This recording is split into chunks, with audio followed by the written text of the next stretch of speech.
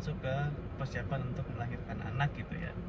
Ketika udah hamil gitu ya, pas mau melahirkan, gua dan istri juga sebetulnya One, two, three.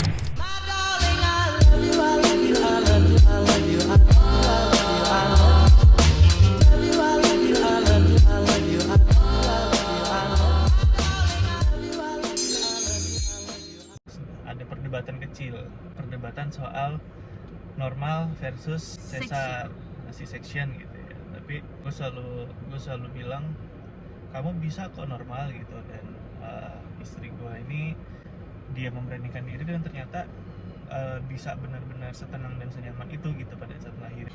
Dulu aku pas mau melahirkan gitu ya, aku masih ada rasa takut, apalagi dengar cerita teman-teman aku, gila bini gue kayak orang kesurupan, gue dicakar-cakar, gue dicebit-cebit kayak gitu. Mereka ada yang bilang juga gue trauma banget, gue kayak pengen mati misalnya gitu. Terus tapi di sisi lain aku lihat orang lain bisa, kenapa aku nggak bisa gitu kan. Terus poin kedua, aku mikir pengetahuan gimana caranya hamil normal itu nikmat gitu. Apa sih manfaatnya lahir normal? Kenapa sih lahiran normal itu kayaknya spesial banget di mata orang gitu kan? Terus beberapa aku ngobrol-ngobrol sama teman-temanku yang udah pada punya anak gitu ya. Mereka bilang lahiran normal itu bayarnya cash dir. Lo sakit di depan, sakit gila-gilaan. Tapi after that itu lo udah nggak ada rasa sakit. Karena kalau sesar itu kan pasti ada bekas operasi dan itu akan ada kayak ngilu sesekali gitu, dan ada jahitan, ada bekas jahitan di perut gitu. Terus aku lihat ada satu pendidikan buat lahiran normal, menikmatinya gimana rasanya. Terus aku daftar, dia nggak mau, dia bilang gini, ngapain nggak mau, aku pakai ikut segala lagi, dia bilang gitu. Terus aku tanya temanku kan yang udah berhasil lah, dia penting banget, bukan laki lo harus ikut, karena nanti laki lo tuh bakalan kayak harus apa namanya, kayak dia akan jadi supporter kita gitu ketika kita butuh dia gitu. Terus aku cari jadwal dia, ketemu jadwalnya dia, terus ya udah aku sesuaiin, jadi dia tuh terpaksa ngikutnya. Tapi at the end ternyata pendidikan itu penting, ya nggak sih? Dia tahu apa yang harus dia lakukan ketika aku lagi sakit-sakitnya gitu. Dia bawain minum, dia nggak banyak tanya karena dia udah tahu. Gue kebayang sih kalau gue nggak tahu pengetahuan itu, pas gue lagi sakit kayak itu kan gue tenang, aku nggak ada suara ya dari dia. Enggak. Aku nggak ada suara, cuman muka aja kayak. Tapi jelasin detailnya. Jutek banget muka aku gitu. Terus tapi ini pengalaman terindah sih menurut aku. Dia itu nggak nanya, kayak udah nggak nanya lagi, kamu sakit banget ya sayang. Nah kalau ada pertanyaan itu kayak gue emosi gitu, kayak bakalan, lo tau gak sih ini tuh gue lagi sakit banget, gak usah ditanya. Nah dia udah tahu, dengan dia mengikuti kelas itu dia udah paham, akhirnya dia nggak nanya, dia diem. Terus aku nggak tahu tuh kontraksi tuh kayak apa karena belum pernah kan. Terus aku ngerasain kayak udah kayak kremes gitu. Aku tanya ini apa ya ini, terus kita kan udah diajarin tuh kontraksi palsu sama kontraksi asli. Nah kontraksi itu per sekian menit itu tuh ritmenya udah stabil. Nah itu baru lo harus ke dokter gitu kan. Itu aku belum stabil dan aku nggak tahu rasanya yang mana gitu. Terus aku bilang sama dia, Dedi, aku kayak lagi kontraksi deh, kayak kremes-kremes gitu. Terus suamiku bilang gini, serius ke dokter aja? Enggak, belum, ini belum stabil. Enggak, aku takut soalnya kamu tuh orangnya Kuat. Kamu orangnya kuat, takutnya kamu nggak bisa ngerasain. Terus kita akhirnya ke rumah sakit. Tapi yang pertama ya, yang pertama kali. Ini yang pertama kali. Kita ke rumah sakit ternyata belum ada pembukaan. Tapi dan hilang rasanya pas di rumah sakit. Iya, pas di rumah sakit kok udah hilang gitu kan. Ternyata itu yang disebut dengan kontraksi palsu. Ingat pokoknya kalau kontraksi asli dia akan stabil rasanya. Dan kalau kontraksi palsu itu kayak kremes-kremes. Kalau kontraksi yang asli itu tuh kayak orang pengen pup tapi ditahan gitu. Gimana ya? Kayak orang pengen pup tapi nggak bisa keluar. Nah kayak gitu kan gak enak banget tuh. Nah kayak gitu rasanya. Ini pas kita udah pulang ya kan, terus malamnya kan kamu udah mulai ngerasain, tapi masih lumayan lama ya, masih 10 menit sekali gitu ya. Terus ntar tiba-tiba hilang. Nah pas mulai besok paginya itu kamu udah mulai ngerasain, wah aku udah mulai rutin ya sayang ya. Oh iya, terus tunggu sebentar. Ada satu poin yang paling penting banget. dikasih tahu sama dokter, Bu, bapaknya suruh tengokin. Tahu nggak sih, dia nggak mau. Gue ini emang sih kesel banget gitu ya, udah gue orangnya dulu jaim banget gitu kan, gue sampai minta-minta, dia nggak mau. Coba. Dan itu gue juga sama sih, mungkin karena apa yang aku rasain waktu itu, aku suruh minta. Nggak tega lah, Karena itu yang bisa melunakkan lapisannya gitu. Tapi benar, terus kan dia udah marah-marah banget, dia nggak mau pokoknya. Terus gue itu pas yang itu malamnya kita langsung berhubungan lagi ya. iya, jadi emang disuruh dokter. Terus sama sih, temenku juga sama sih, dia mau ngebayar lakinya, gue bayar lo cepetan. Mereka tuh pada nggak mau karena kasihan, perutnya gede gitu. Ya itulah, dengan proses yang tadi dijelasin, besokan paginya kamu udah mulai ngerasa gitu. Iya. Nah, terus nanti teman-teman juga bisa tuh download aplikasinya aja, banyak kok aplikasi buat ngitung kontraksi. Aku tiap kontraksi mulai aku pencet, jadi ketahuan tuh berapa lama. Dan bener, ketika udah mulai pembukaan itu tuh bener-bener stabil banget, udah stabil. Akhirnya kita ke rumah sakit ya Dedi ya, ke rumah sakit. Ternyata udah ada bukaan 2 ya pas ke rumah sakit. 2, terus ya udah katanya prediksinya mungkin besoknya baru lahiran. Cuman again, karena pengetahuannya sudah aku prepare, aku berusaha tuh gimana caranya supaya pembukaannya itu cepat. Aku squat ya Dedi ya, squat, Kayak bola, terus main bola, jimbol gitu lah main jimbol, lompat naik turun tangga. Nah itu ternyata bikin pembukaan aku cepat.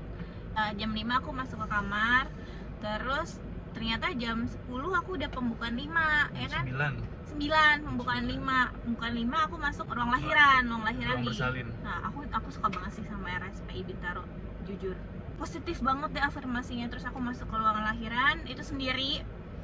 Terus nah di situ udah mulai. Itu rasanya pas udah menuju pembukaan lengkap, rasanya tuh berkali-kali lipat kontraksinya.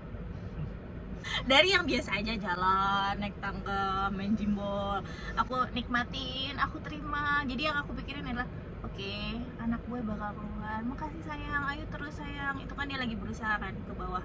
Itu tuh aku kayak mengafirmasi diriku. Pas udah masuk ke ruangan lahiran, itu rasanya udah berkali-kali lipat apa yang aku keluarkan, Didi. Mungkin itu yang bikin teman-teman pada kesurupan ya. Cuman aku berusaha menetralkan, tapi aku jadi galak sama dia. Nggak galak sih, Galak. Jadi ini balik lagi ya, sebetulnya pendidikan yang tadi ini gue agak sedikit mundur. Proses untuk melahirkan itu juga menurutku penting gitu, karena kita udah dikasih tahu nih situasi dan apa yang dirasain gitu ya sama melahirkan. Jadi pada saat udah masuk ke ruangan situ, aku udah menyiapkan mental, oke, semua hal yang ada di istri kalau udah masuk ke ruang lahiran akan berubah jadi 180 derajat dan baik-baik jadi akan galak-galak gitu. Juga kenali tipikal istri, apakah istri lebih suka dengan sentuhan, lebih suka dengan verbal, atau lebih suka dengan apa gitu ya. Nah sayangnya dari itu semua kalau ke kamu itu nggak ada yang masuk. Yang selama itu gue tangkep, oh dia kayaknya memang pengennya gue diam gitu, gue mantau aja dari jauh. Cuman ya gitu, dianya gerah gitu. Nah, gue kipasin gitu. Terus gue diomelin, aduh jangan taruh situ kipasnya. Gitu. Oke. Itu aku inget banget. Padahal dia kegerahan gitu, terus yaudah Jadi dia ya gua dimatiin gitu. Terus keringetan, ngucur, tapi tuh menggigil, gimana ya, kayak ngucur banget tapi menggigil. Jadi badanku tuh nggak enak banget. Karena itu bikin gue makin menggigil, kayak keringetan. Ya gitulah, makanya itu ketika mau ke ruang bersalin kan, kalau kita udah ikut pelajaran itu tuh dikasih tau lah si istri nih maunya pada saat bersalin tuh mau kayak gimana, wangian apa, mau punya makanan apa, mau minum apa gitu ya. Kita udah siapin tuh dari sebelum masuk ruang bersalin, tapi dia tuh nggak ada pesan apa-apa, cuman mau bawa diffuser gitu ya, wangi yang udah dia beli gitu. Ditawarin lain-lain nggak mau, akhirnya gue coba tawarin air putih aja gitu.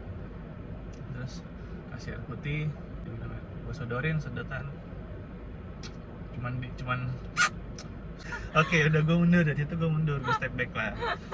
Tapi ya itu dia sensinya cuma ke gua, tapi ketika masih suster, ayo bu minum dulu bu, biar tenang gitu.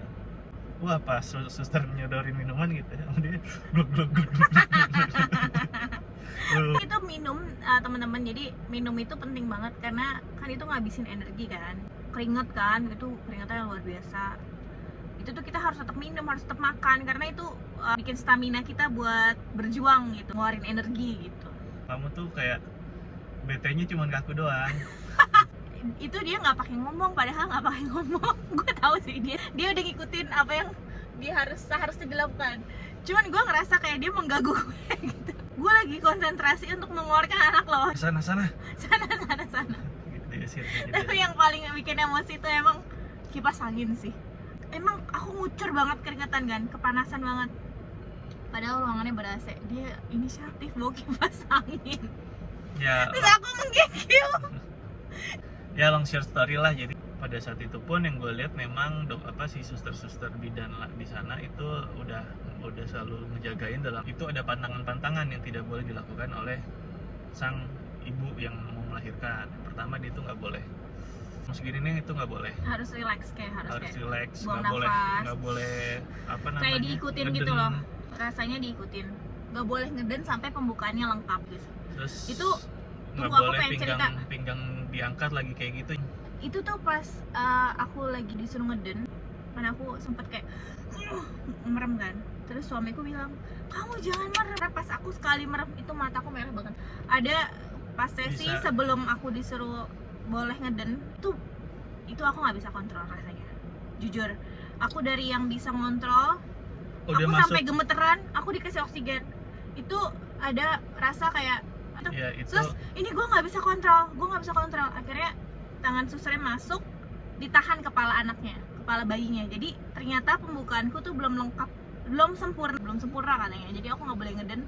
Tapi itu kepalanya udah di ujung banget. Jadi masih, gue bilang gue nggak bisa nahan si suster bidannya masukin tangannya, ditahan. Itu mendingan banget. Terus ya itu sih Pak, selama aku diem, selama aku tenang, tarik nafas, buang nafas gitu.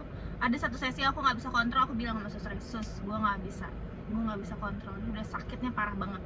Ya udah, ternyata ketika kita bilang, si bidannya itu masukin tangannya, terus ditahan kepalanya, dia itu feel better banget. Terus aku dikasih oksigen juga, itu bener-bener kayak enak banget gitu, mendingan banget gitu. Udah deh, terus nggak lama keluar Arfa. Terus apa yang kamu lihat? tali pusar Jadi Arfa ternyata pas lahir tuh kelilit tali pusar. satu doang, tapi satu lilitan, terus dibuka sama dokternya. Udah deh, dibersihin. Terus aku nggak nyangka juga, ternyata pas dia keluar itu bersih banget, dia bening banget ya dia. Jadi Arfa tuh nggak ada lemaknya teman-teman, jadi kayak udah dimandiin gitu. Pas keluar bersih sekali, udah kayak dimandiin. Oh iya, tambahannya lagi adalah mau lahiran normal ataupun sesar, yang penting lahirnya sehat, baik, sempurna. Itu aja sih poinnya. Karena aku pesen juga ke dia, please lo jangan terlalu berharap gue lahiran normal. Kalau misalnya terjadi aku ada 1-2 hal yang tidak memungkinkan aku normal, tolong ikhlasin aku lahiran sesar, karena itu adalah salah satunya jalan untuk melahirkan anakku dengan sehat gitu. Jadi jangan khawatir kalau misalnya kalau memang tidak memungkinkan untuk normal, yang terbaik adalah sesar, udah ikutin.